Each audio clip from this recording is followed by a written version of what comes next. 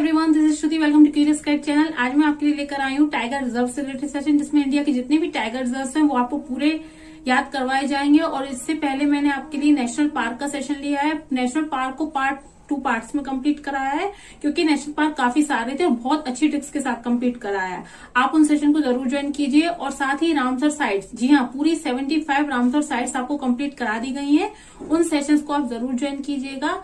ये static GK यदि आप एक बार कंप्लीट कर लेते हैं तो आपके सभी एग्जाम्स के लिए हेल्पफुल होगा। बस आपको एक बार पूरा अच्छे से पढ़ने की जरूरत है ना। और यदि आप इस चैनल पे नए आए हैं तो चैनल को लाइक, शेयर एंड सब्सक्राइब करना ना भूलें। तो चलिए स्टार्ट करते हैं आज का सेशन। देखिए, इंडिया के सभी टाइगर रिजर्व्स को पढ़ने से पहले कुछ बेसिक्स जानेंगे। ठीक, कुछ छोटी छोटी बेसिक्स हैं वो जानना जरूरी है, जैसे सेंसस से रिलेटेड हो गया है ना, और टाइगर की कुछ प्रजातियां हैं, और टाइगर से रिलेटेड जो अधिनियम बनाए गए हैं, इन सब के बारे में थोड़ा थोड़ा ब्रीफ में जानेंगे। और उसके बाद सारे टाइगर रिजर्व अपन स्टेट वाइज देखेंगे। ठीक, देखिए, टाइगर शब्द की उत्पत्ति ग्रीक भाषा के टिग्रिस से हुई है, पर्शियन में बोलते हैं। ठीक, आप ये देख सकते हैं, पर्शियन से हुई है। फिर 1969 में दिल्ली में हुए अंतर्राष्ट्रीय सम्मेलन, जो अंतर्राष्ट्रीय सम्मेलन हुआ था ये हुआ था IUCN, प्रकृति एवं प्राकृतिक संसाधन संरक्षण, international union for conservation of nature, ये है इसका फुल फॉर्म। IUCN का फुल फॉर्म क्या है? International union for conservation of nature. अब ये जो संस्था है ये प्रकृति से रिलेटेड जितने भी संसाधन है उनके संरक्षण के लिए बनाया गया। आप नाम से ही समझ सकते हैं, प्रकृति एवं प्राकृतिक संसाधन संरक्षण, है ना। जो नेचर से रिलेटेड जो भी संसाधन है उनके संरक्षण के लिए, उनकी सिक्योरिटी के लिए क्या बनाया गया, कौन सी ऑर्गेनाइजेशन बनाई गई है? International union for conservation of nature, ये है इसका फुल फॉर्म। और IUCN का हेडक्वार्टर अगर आपसे पूछा जाए तो IUCN का हेडक्वार्टर है स्विट्जरलैंड में। ठीक, स्विट्जरलैंड में हेडक्वार्टर। और IUCN की जो स्थापना हुई थी, स्टेब्लिशमेंट जो ईयर है वो है 1948। जी हाँ, IUCN की स्थापना हुई है 1948 में और उसका हेडक्वार्टर है स्विट्जरलैंड में। और ये निर्णय कब लिया गया था कि संपूर्ण जितने भी टाइगर हैं उनको क्या दिया जाना चाहिए? एक संरक्षण दिया जाना चाहिए। तो ये निर्णय लिया गया था जो 10वां अधिवेशन होता है। ये आपसे क्वेश्चन पूछा जा सकता है कि जो टाइगर रिजर्व है उनकी संरक्षण से रिलेटेड जो निर्णय लिए गए, जो डिसीजन लिए गए कि इंडिया में भी टाइगर रिजर्व से रिलेटेड योजनाएं बनाई जानी चाहिए, उनके संरक्षण के लिए जो भी कदम उठाए जाने चाहिए, तो ये डिसीजन कुछ लिए गए थे। तो ये था 10वां अधिवेशन था। ठीक है, 10वें अधिवेशन में निर्णय लिया गया कि बाघों की, किसकी सुरक्षा के लिए? बाघों को संपूर्ण सुरक्षा दी जानी चाहिए। ये डिसीजन लिया गया था। ये क्वेश्चन बहुत इंपॉर्टेंट है। कब लिया गया था? 1969 में। और ये अधिवेशन कहाँ हुआ था? ये इंडिया के पॉइंट ऑफ व्यू से इंपॉर्टेंट बन जाता है ना। ये अधिवेशन हुआ ना 1969 में, दिल्ली में हुआ था। ठीक है, IUCN का जो 10वां अधिवेशन हुआ था। ठीक, ये आपको नंबर पता होना चाहिए, एडिशन भी पता होना चाहिए, कौन से अधिवेशन में। तो 10वें अधिवेशन, वो 10वां अधिवेशन हुआ कब था IUCN का? तो ये हुआ था 1969 में। और कहाँ हुआ था? Venue is Delhi. ठीक, ये पूरी चीजें जो पॉइंट है सारे आपको इसमें फैक्ट्स भी कवर कराए जा रहे हैं। ठीक है, अब देखिए, IUCN के द्वारा डिसीजन तो लिया गया कि उसकी सुरक्षा के लिए कदम उठाए जाने चाहिए। ऐसा डिसीजन क्यों लिया गया? क्योंकि ऐसी कुछ स्थिति बनी है, ऐसी सिचुएशंस बनी है, क्योंकि जो बाघ हैं, जो टाइगर हैं, उनकी जो संख्या थी वो धीरे धीरे लुप्त होती दिखाई दी। अब ये कैसे पता चला IUCN को? देखो, IUCN की जो रेड डाटा बुक आती है, किसकी रेड डाटा बुक आती है? रेड डाटा बुक आती है IUCN की। ये भी आपसे पूछा जा सकता है। इनको लुप्त प्राय के रूप में वर्गीकृत किया गया है। लुप्त प्राय मतलब इनकी जो संख्या है टाइगर्स की, वो एकदम लुप्त होती हुई दिखाई दी है। जो टाइगर की प्रजाति है वो किस तरह की? एकदम लुप्त, मतलब गायब होती हुई दिखाई दे रही थी, इतनी कम संख्या हो चुकी थी। ठीक है, IUCN की ये किस चीज से पता चला? ये IUCN की बुक आती है रेड डेटा बुक। इसके अनुसार बाघों को लुप्त प्राय के रूप में वर्गीकृत किया गया है, बाघों को। ठीक, अब आपसे ये भी एग्जाम में पूछा जा सकता है, किसके अकॉर्डिंग कौन सी बुक थी वो? IUCN की red data book. This point is very very important. अब ये डिसीजन लिया गया। अब कुछ ऐसी, जैसे कि मैं आपको बताया है, किसी कुछ सिचुएशंस आई, जो टाइगर है उनकी जनसंख्या में कमी दिखी, तभी तो ये डिसीजन लिया गया ना। वो एकदम लुप्त होते हुए दिखाई दी, तभी तो लुप्त प्राय के रूप में वर्गीकृत किया गया ना। देखिए, सन 1900 में बाघों की जो संख्या थी, जो बाघ हैं, जो टाइगर्स हैं, उनकी संख्या थी 40,000। कितनी थी संख्या? 40,000। लेकिन 1972 आते आते ये संख्या एकदम से 1800 हो गई। तो ये चिंताजनक एक विषय बन गया ना, ये चिंता वाली बात हो गई कि 1900 में कहा 40,000 थी और कहा 1972 आते आते हो गई 1800 रह गई। तो इस संख्या को देख बाघों के संरक्षण हेतु इंडिया के द्वारा क्या स्टार्ट किया गया? Project tiger. भारत में पहली जनगणना हुई थी टाइगर को लेके 1972 में। This point is also very important. 1972 में क्या हुआ है? बाघों की सेंसस हुआ है। सेंसस कब हुआ था? बाघों का पहली जनगणना बाघों को लेकर कब हुई थी? 1972 में। उसमें पाया गया कि जो बाघों की संख्या कितनी रह गई है? 1800 के लगभग रह गई थी बस, जो कि 1900 में कितनी थी? 1900 में थी 40,000। अब इसी को देखते हुए ये डिसीजन लिया गया। क्या डिसीजन लिया गया? प्रोजेक्ट टाइगर की शुरुआत इंडिया के द्वारा कब की गई, वो भी अपन आगे डिस्कस करेंगे। ठीक, अब आपको ये पूरी कहानी समझ में आ रही है कि 1972 की स्थिति को देखते हुए इंडिया ने प्रोजेक्ट टाइगर की शुरुआत करी। ठीक, अब देखिए प्रोजेक्ट टाइगर की जो शुरुआत हुई है वो हुई है 1 अप्रैल 1973। जैसे कि मैंने आपको बताया है कि 1972 में भारत में सेंसस हुई, किनसे रिलेटेड? टाइगर की जनगणना। पहली जनगणना कब हुई? 1972 में। उसमें पाया गया कि टाइगर की जो जनसंख्या थी, जो टाइगर की संख्या है वो कितनी कम हो चुकी थी। कहा 1900 में 40,000 थी और 1900 से 1972 आते आते जब पहली जनगणना हुई उसमें पाया गया कि टाइगर की जो संख्या है वो केवल 1800 रह गई है। तो उसी को देखते हुए 1 अप्रैल 1973 को ये डिसीजन लिया गया, प्रोजेक्ट टाइगर की जो परियोजना है उसको शुरू किया गया। ठीक, अब आपको समझ आया कि क्यों स्टार्ट की गई प्रोजेक्ट टाइगर परियोजना क्यों स्टार्ट की गई? कि बाघों का संरक्षण किया जा सके, उनमें वृद्धि की जा सके। ठीक है, इसी को ध्यान में रखते हुए ये योजना स्टार्ट की गई है। और कितने टाइगर रिजर्व्स में स्टार्ट की गई थी? तो भारत के 9 टाइगर रिजर्व्स के साथ स्टार्ट की गई थी। कितने? और इसमें 18 राज्यों में की गई थी। ये भी आप याद रखिए, 18 राज्यों में और 9 टाइगर रिजर्व्स के साथ। ठीक, ये पॉइंट भी आपके लिए इंपॉर्टेंट है। 18 राज्यों में 9 टाइगर रिजर्व्स के साथ ये स्टार्ट की गई है। अब वर्तमान में अगर बात की जाए तो इस परियोजना के तहत जो टाइगर रिजर्व्स की संख्या अब कितनी हो गई है बढ़ के? पहले तो 9 थी लेकिन अब हो चुकी है 54। हाल ही में यूपी में एक नया टाइगर रिजर्व घोषित किया गया है, वो भी अपन आगे डिस्कस करेंगे। ठीक, अब इसके लिए विश्व वन्यजीव कोष, ये जो विश्व वन्यजीव कोष है इन्होंने सहायता की है। जो ये संगठन है विश्व वन्यजीव कोष, इनके द्वारा सहायता ली गई थी इस परियोजना को, प्रोजेक्ट टाइगर को शुरू करने के लिए। ये भी आपसे पूछा जा सकता है कि कौन सा संगठन ने सहायता करी थी? तो करी थी विश्व वन्यजीव कोष ने। ठीक है, विश्व वन्यजीव कोष, ये भी आपसे पूछा जा सकता है। ये पॉइंट भी आपके लिए इंपॉर्टेंट है। ठीक, ये सारी चीजें जो थी प्रोजेक्ट टाइगर से रिलेटेड, जो बहुत इंपॉर्टेंट पॉइंट है जो आपसे एग्जाम में पूछे जाते हैं, डायरेक्टली क्वेश्चन आते हैं, तो वो सारी चीजें इसमें कवर करा दी गई है। ठीक, अब देखिए ये जो बाघ अभ्यारण्य बनाए जाते हैं किस रणनीति पे बनाए जाते हैं? जैसे कि जो भी बाघ अभ्यारण्य बनाए, अब ऐसा तो है नहीं है कि पूरे एरिया को ही कवर कर दिया जाए, कुछ उसमें अलग अलग एरिया डिफाइंड होते हैं कि किसको कोर जोन कहना है, किसे बफर जोन कहना है। ठीक है, जो बाघ अभ्यारण्य बनाए जाते हैं वो इसी रणनीति पे बनाए जाते हैं। क्या क्या? कोर और बफर। अब कोर जोन मतलब कोर एरिया क्या होता है? कोर एरिया ऐसा एरिया होता है जहां पूरे कानून, पूरे नियम लागू होंगे। जो भी बाघ संरक्षण से रिलेटेड नियम बनाए गए हैं वो कोर जोन में पूरे लागू होते हैं। इसका मतलब जो ह्यूमन बीइंग है, जैसे मानव है, उन्हें वहां जाने की बिल्कुल भी परमिशन नहीं देती। सबसे ज्यादा डेंजरस एरिया होता है जहां बिल्कुल भी मानव गतिविधि नहीं होगी, कुछ भी नहीं होता है ना। वहां सिर्फ और सिर्फ जो जानवर जो हैं वही रहते हैं, मतलब अलाउ नहीं है वहां ह्यूमन बीइंग का जाना या अपन का जाना या मानव का जाना बिल्कुल भी वहां अलाउ नहीं होता है। जितने भी कड़े नियम है वो पूरे कोर जोन में, इन जो बाघों के संरक्षण से रिलेटेड जो भी नियम बनाए गए हैं वो कोर जोन में लागू होते हैं। ठीक, और बफर जोन क्या है? बफर जोन में क्या है? जैसे कि कोई एक्टिविटी हो गई, जैसे पर्यटन हो गया, टूरिस्ट प्लेसेस हो गई, तो थोड़ी कुछ सीमा तक अलाउ होती हैं चीजें। जैसे होते हैं ना एडवेंचर्स होते हैं जंगलों में, वो जो एरिया है टाइगर रिजर्व वाला, नेशनल पार्क, यहाँ कुछ वो भी एडवेंचर्स भी होते हैं ना, जैसे टूरिस्ट प्लेसेस भी होती, तो बफर जोन में ये चीजें अलाउ की जाती है जहां ह्यूमन बीइंग को, मानवता को खतरा ना हो, है ना। तो ऐसी जगह को बफर जोन में रखा गया है। कोर जोन में रहेगा बिल्कुल भी अलाउ नहीं रहेगा, क्योंकि वो सबसे ज्यादा खतरनाक एरिया होता है, वहां बिल्कुल भी ह्यूमन एक्टिविटी अलाउ नहीं है।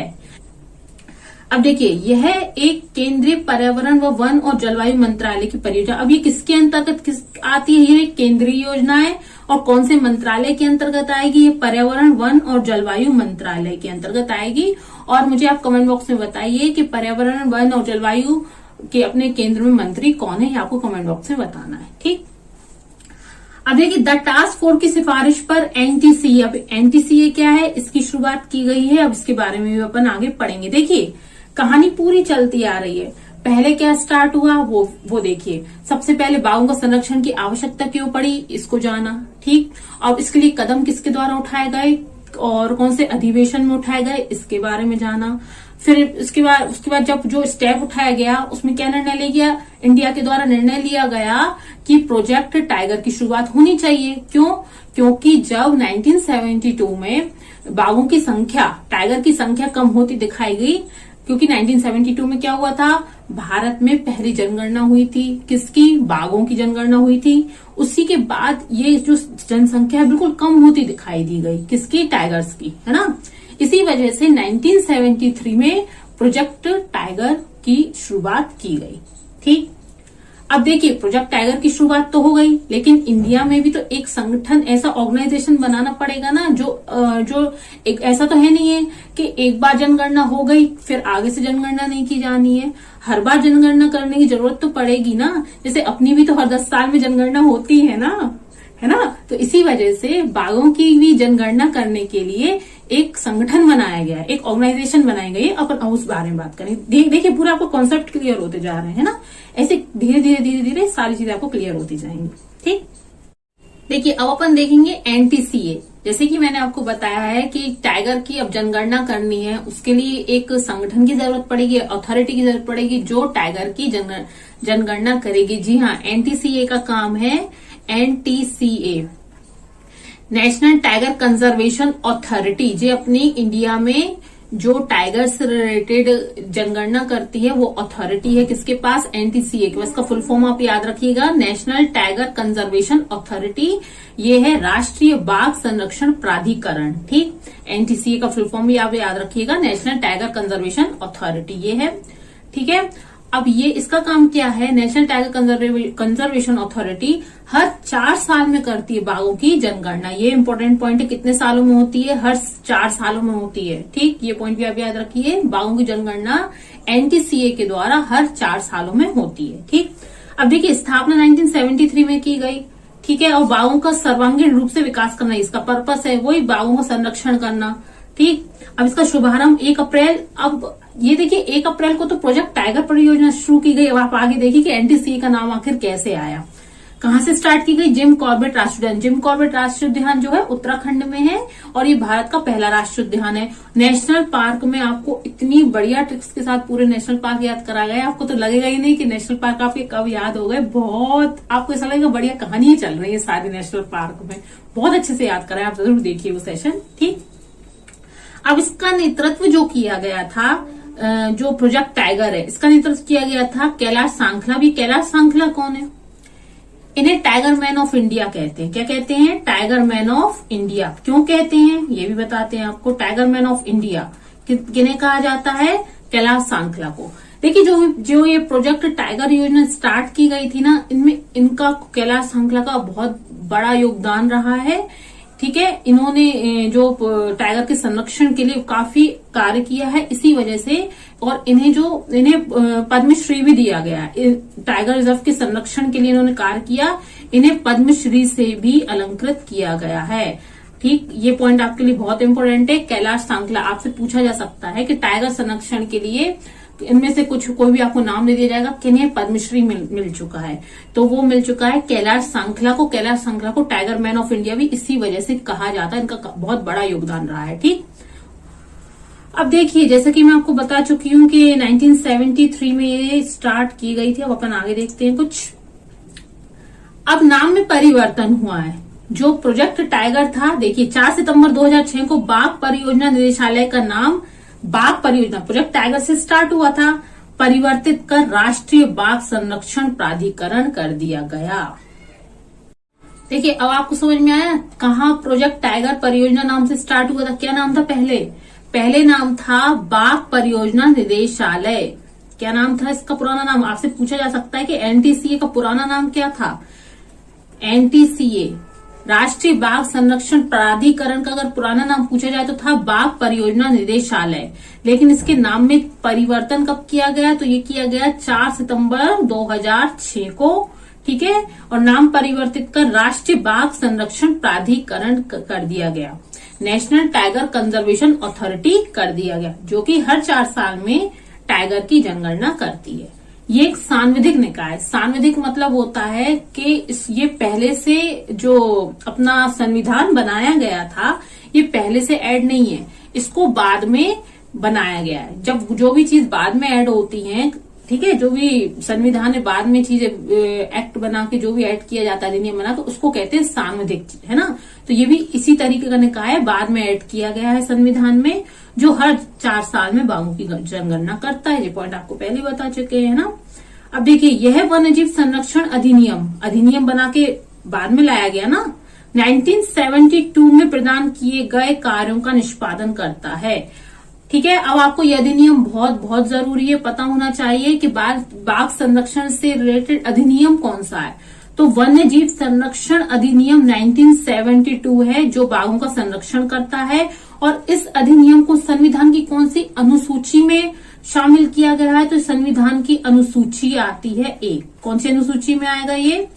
वन्य जीव संरक्षण अधिनियम जो 1972 है, संविधान की कॉन्स्टिट्यूशन की अनुसूची 1 में दिया गया है। ये भी आपके लिए एग्जाम पॉइंट ऑफ व्यू से इम्पोर्टेंट बन सकता है। थोड़े डीप क्वेश्चन भी पूछे जा सकते हैं कि वन संरक्षण अधिनियम 1972 संविधान की कौन सी अनुसूची में दिया गया है? तो संविधान की अनुसूची 1 में दिया गया है, ठीक है। अब देखिए, अधिनियम में संशोधन, जैसे कि वैधानिक दर्जा भी दिया गया। पहले वैधानिक दर्जा नहीं मिला था, बाद में बना ना। जो सांविधिक निकाय है कब बना? बाद में बना। तो इसको वैधानिक दर्जा कब दिया गया? अब आपसे ये भी पूछा जा सकता है कि कौन से अधिनियम में संशोधन करके इसे वैधानिक दर्जा दिया गया। तो वन्यजीव संरक्षण अधिनियम 1972 में संशोधन करके इसे वैधानिक दर्जा दिया गया। ये कोई पॉइंट भी आपसे पूछा जा सकता है ना। तो अधिनियम में संशोधन कर 2006 में वैधानिक दर्जा दिया गया था। पहले वैधानिक दर्जा नहीं मिला। वैधानिक दर्जा कब मिला? 2006 में वैधानिक दर्जा मिला। और कौन से अधिनियम में संशोधन किया गया? अमेंडमेंट कौन से अधिनियम में हुआ? तो वन्यजीव संरक्षण अधिनियम 1972 में क्या किया गया? अमेंडमेंट किया गया, बस। और उसके बाद स्थापना हुई राष्ट्रीय बाघ संरक्षण प्राधिकरण की। ओके। अब देखिए, बाघों की जनगणना से रिलेटेड कुछ टेक्निक्स हैं कि बाघों की जनगणना के लिए कौन कौन सी तकनीकी अपनाई गई हैं, उससे रिलेटेड कुछ चीजें देख लेते हैं। बस थोड़े नाम देखेंगे ऊपरी ऊपरी, क्योंकि इसमें बहुत डीप पढ़ने की जरूरत है नहीं, लेकिन आपको टेक्निक्स पता होना चाहिए, क्योंकि आपको एग्जाम में नाम दिए जा सकते हैं, इसलिए आपको टेक्निक्स पता होना जरूरी है। आपको नाम दे दिया जाएगा और पूछा जा सकता है कि ये मतलब कौन से जानवर की जनगणना से रिलेटेड टेक्निक अपनाई जाती है, सारे क्वेश्चन बन सकते हैं ना, तो इसलिए नाम पता होना जरूरी है। देखिए, अब बाघों की जनगणना क्या होता है? किसी पर्टिकुलर एरिया में बाघों की संख्या का अनुमान लगाना। सिंपल, बाघों की जनगणना है किसी क्षेत्र विशेष में बाघों की संख्या का अनुमान लगाना ही क्या है? बाघों की जनगणना कहलाता है। अब टेक्निक्स देख लेते हैं, कौन कौन सी टेक्निक्स अपनाई जाती है। देखिए, पगमार्क जनगणना। पगमार्क मतलब वो जो उनके पंजे होते हैं ना, उनसे रिलेटेड है, उनका यूज करके जनगणना की जाती है। अब डीएनए फिंगरप्रिंटिंग विधि अपनाई जाती है, कैमरा स्ट्रैपिंग की जाती है ना। और ये है MSTRIPS। अब ये क्या है? ये एक तरीके का सॉफ्टवेयर है। इस सॉफ्टवेयर का यूज करके भी बाघों की जनगणना की जाती है। इसका फुल फॉर्म जो है ना, monitoring system for tigers incentive protection and ecological status. ये फुल फॉर्म आप जरूर याद रखिएगा। MTRIPES का फुल फॉर्म है monitoring system for tigers incentive protection and ecological status. ये आपसे एग्जाम में पूछा जा सकता है। ये फुल फॉर्म आप जरूर याद रख लीजिए, ठीक। और इस नोट, ये सारी मेथड हैं जो कि बाघों की जनगणना के लिए अपनाई जाते हैं। ये आप जरूर, अगर आपको पीडीएफ लेना है तो आप पीडीएफ के लिए टेलीग्राम ज्वाइन कर लीजिए। आपको टेलीग्राम पे इस सेशन की पीडीएफ मिल जाएगी। सारे सेशन की पीडीएफ टेलीग्राम पे अपलोड कर दी जाती है। आप टेलीग्राम के लिए वीडियो के डिस्क्रिप्शन बॉक्स में टेलीग्राम की लिंक आपको मिल जाएगी, आप ज्वाइन कर लीजिए, ठीक। आपको ये सारी चीजें वहां मिल जाएंगी, ठीक है।